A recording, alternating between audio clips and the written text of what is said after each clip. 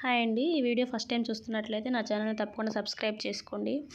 ఈ వీడియోలో మనం రెస్పిరేటరీ సిస్టమ్ గురించి చూద్దామండి. ఇది వచ్చేసరికి బీఎస్సీ నర్సింగ్ ఫస్ట్ ఇయర్లో ఫస్ట్ సెమిస్టర్ రాసే ఎనాటమీ. ఇది వచ్చేసరికి ఎనాటమీ సబ్జెక్ట్ అండి. ఫస్ట్ సెమిస్టర్లో ఉంటుంది ఎనాటమీ సబ్జెక్ట్. ఇదే క్వశ్చన్ అనమాట. 10 మార్క్స్కి ఇస్తారు ఈ క్వశ్చన్.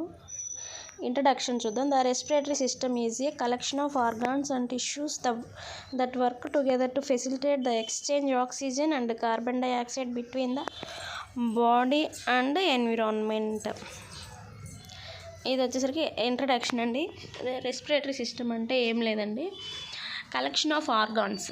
అంటే రెస్పిరేటరీ సిస్టంలో కొన్ని ఆర్గాన్స్ ఉంటాయి కదండి, లంగ్స్, నెక్స్ట్ వచ్చేసి లారింగ్స్, ఫారింగ్స్, ట్రకియా, ఇట్లా collection of organs and tissues that work together to facilitate the exchange oxygen and carbon dioxide. Respiratory system యొక్క మెయిన్ ఫంక్షన్ ఏంటంటే అండి, exchange oxygen and carbon dioxide between the body and environment. Main function ఏంటంటేనండి, ఆక్సిజన్ని inhale చేసుకోవడం, ఆక్సిజన్ని పీల్చుకోవడం, carbon డైఆక్సైడ్ని వదిలేయడం. ఇది మనం చిన్నప్పటి నుంచి చదువుకున్న పాయింటే కదండి.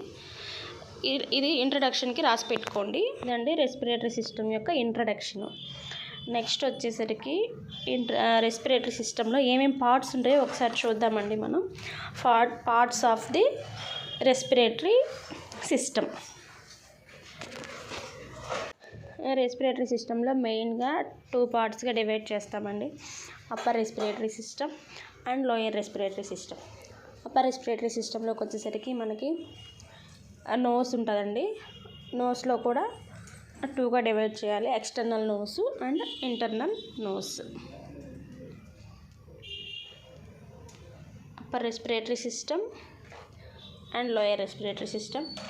అప్పర్ రెస్పిరేటరీ సిస్టంలో నోస్, లారింగ్స్,